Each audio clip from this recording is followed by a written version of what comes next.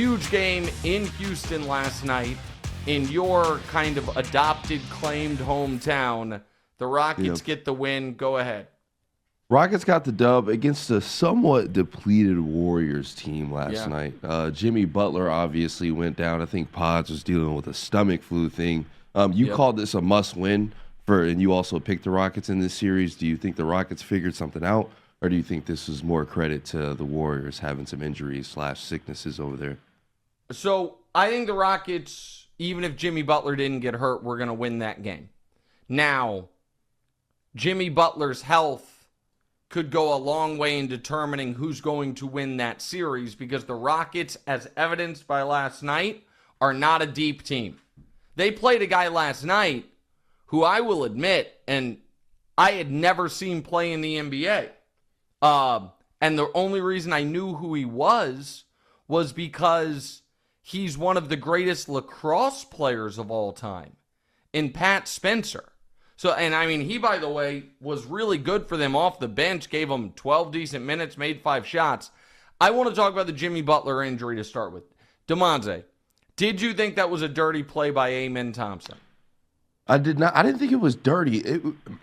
I didn't think it was dirty. Daniel said he might have gotten pushed a little bit into Jimmy there.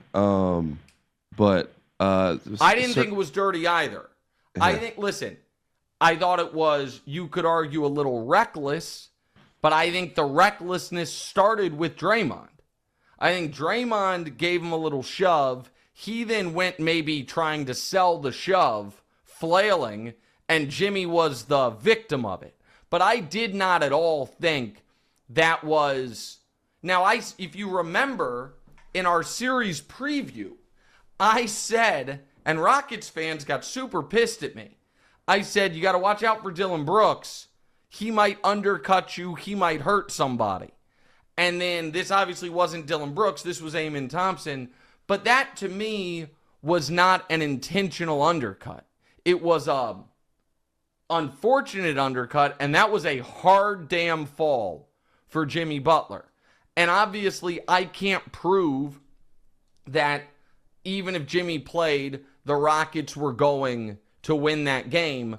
But unless you think, and maybe you would have, that Jimmy was going to shut down Jaylen Green, the reason the Rockets won that game was because Jaylen Green had one of the best games of his life. In fact, to be honest, I understand he's had bigger scoring nights in the regular season. Playoffs. Given the stakes, given it that it's his first playoffs, it was the best game of his life.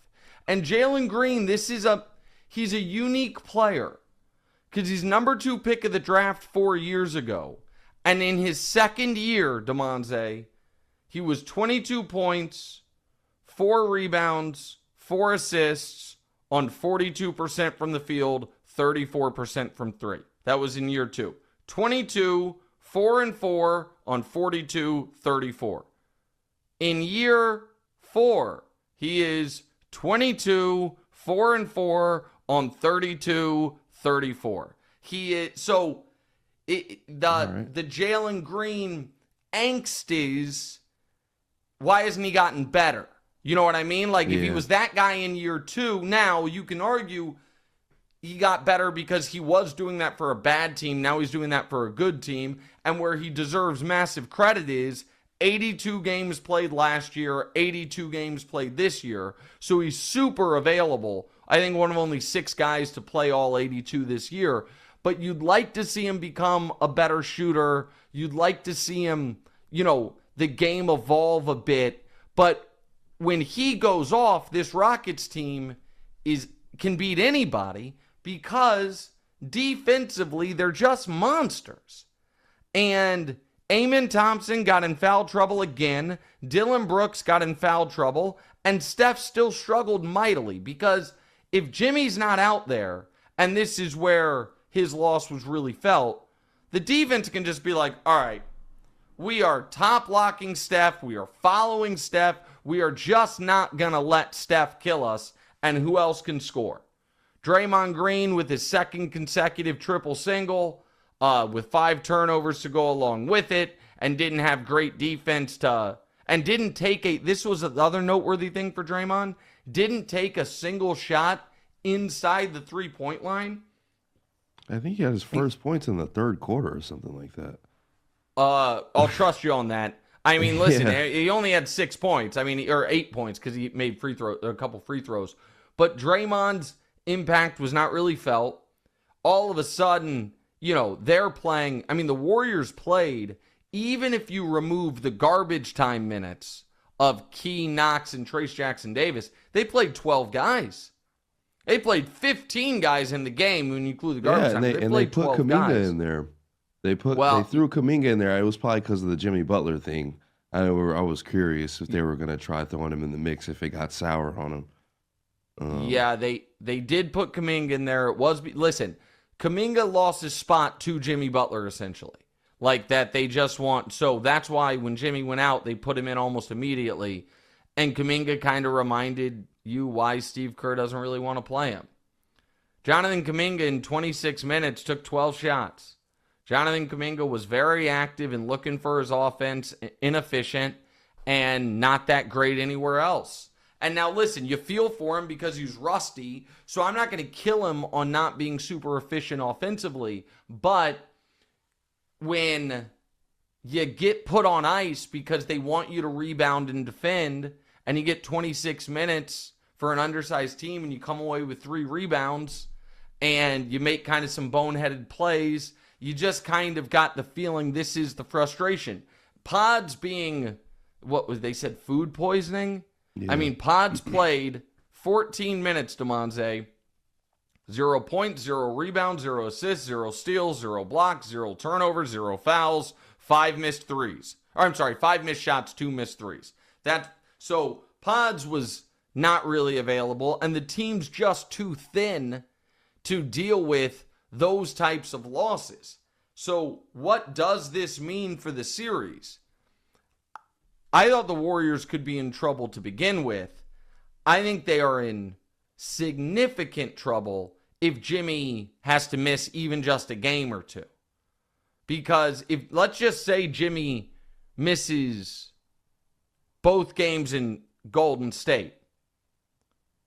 Now you're probably best case scenario coming back to Houston tied 2-2, staring at we're going to have to win a game 7 and on the road. And we saw Steph win a game 7 on the road in Sacramento a couple of years ago with a 50-point game. Now, that was a very different team. That was a team that relied on its offense and its shooting. This team relies on its physicality. But I think the Warriors are going to be fighting a major uphill battle against either the Timberwolves or more likely the Lakers in round 2. And if this series is a 7-game physical war, I just don't think you're going to end up seeing the best of the Warriors in round 2 if they get there. Here's the other concerning point, I think, for Golden State. Fred VanVleet can't be worse. Fred VanVleet in this series is 6 for 27 from the field, 3 for 20 from 3, and they got the split. And so if Fred VanVleet, who has been historically not like a dominant, but a good postseason performer, is in his final 2 years in Toronto, he's 16 a game, 36% from 3, 7 assists. Like, if Fred VanVleet just stops being terrible, that's another offensive option for the Rockets. And now Jaylen Green, yesterday was such a huge game for Jaylen Green because when you've never played in the playoffs, when you're that young and you're bad in game 1, if you're bad in game 2, all of a sudden you just might be in your head the rest of the series. Might be like, oh man, I'm not coming through. But now not only was he not bad in game 2, he was great in game 2.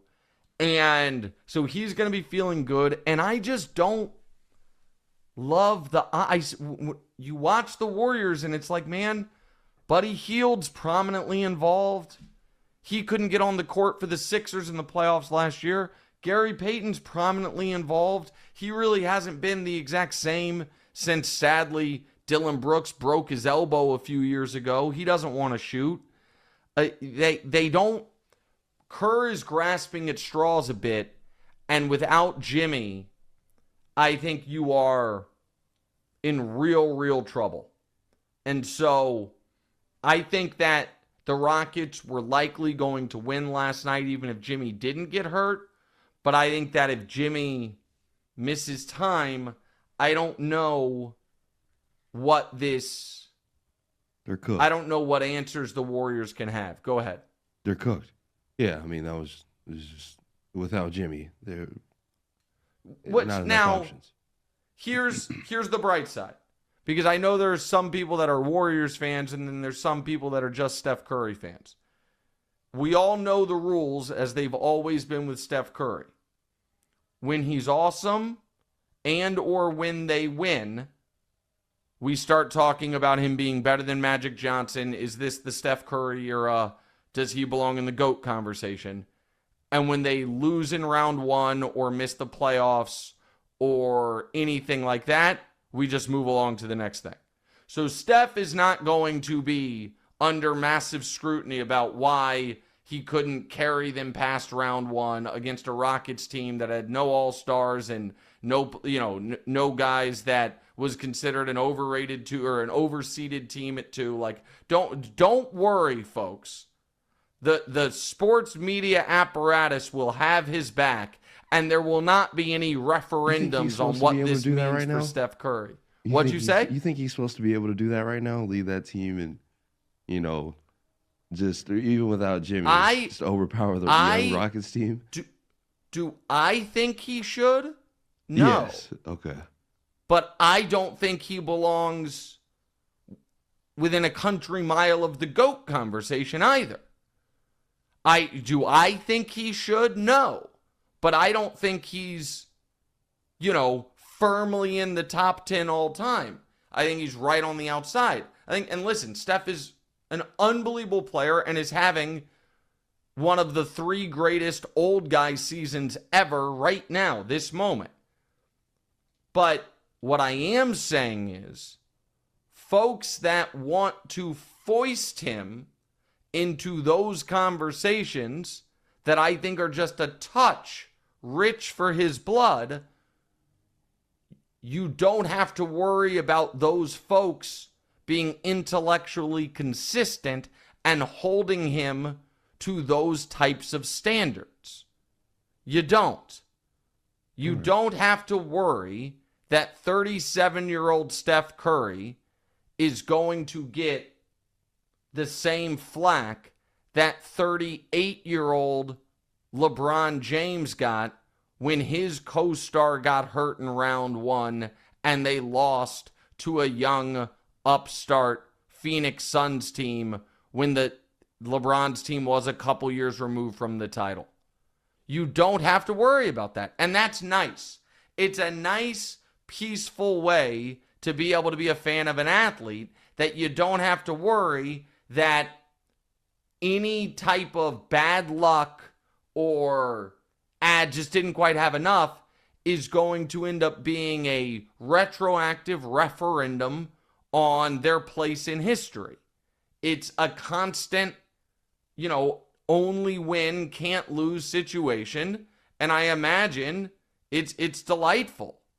And so that's all I'm saying. I won't be, because I thought the Rockets, even if Jimmy Butler were healthy, were the better team. And so it won't be coming from me. I'm just saying it's nice to know it's not going to be coming from anybody. We want to talk about Draymond for a minute? Yeah, I was about to say, especially if Jimmy ends up being out, but even if Jimmy ends up coming back, do you think that Draymond's going to be even more unhinged throughout the rest of this series? So Draymond yesterday was bordering on losing it. And Steve Kerr, and I love Steve Kerr. Steve Kerr did a whole woe is Draymond because the fans were chanting F you Draymond. And I wish they wouldn't do that. Maybe I'm old school. What about the kids? That would resonate more with me if Draymond wasn't asking them to do it louder And if Draymond hadn't 2 days ago taken credit for Karl Anthony Towns' good game one, I knew that would make you mad, DeMonte. That was terrible. The lack of shame when it comes to him and Karl Anthony Towns, juxtaposed with Karl Anthony Towns being very open and honest and vulnerable about all the losses he's suffered in his life, and us then finding out that the latest game that Towns missed, that Draymond said he was afraid of playing Jimmy or whatever he said. I think it was Jimmy. Yeah, it was Jimmy. It was because he was at another funeral, and then Draymond saying, you know, I lit a fire under him or whatever it was. Like, Draymond asks for this. He wants to be the villain. That's fine. But then cry me a river about the fans in Houston not liking him and using a little profanity. But I thought Draymond was flailing about. Draymond is going to try to get in it with the Rockets, but here's the difference. There's like 4 guys on the Rockets that could get into a real scuffle or altercation with Draymond Green. Dylan Brooks could, Amen Thompson could, Steven Adams could, Tari Eason could. I don't think Jaylen Green's, I don't think that's his flavor. Any of those guys, the Rockets would be like, okay, throw them both out. Right. Throw out Draymond and dealer's choice on our guy. Şengün's not gonna take the bait, and Draymond's gonna target Şengün, because the other thing we know about Draymond is he likes, he has a type of center that he thinks he can intimidate. And in my experience, it is Rudy Gobert from France, Domantas Sabonis from, where's Sabonis from? Is it Serbia? Somebody write, I forget where Sabonis is from. His dad is Yugoslavian, but that's not a country anymore. My apologies. Sabonis technically is from America, but because his dad was playing here. Who am I forgetting? Steven Adams from New Zealand. And Şengün from Turkey. Like, he likes to mess with Jokic, is it Lithuania? Maybe I was wrong about this Yugoslavia thing. No, Vlade's from Yugoslavia. Bad job by me. I think Draymond's on a knife's edge. And it was noteworthy to me that after the scuffle last night, Kerr didn't wave the white flag. Kerr was still playing Steph Curry, but he took Draymond out. So it wasn't like we're taking the starters out. It was, no, we just don't want Draymond to get himself thrown out. To get thrown out of the game.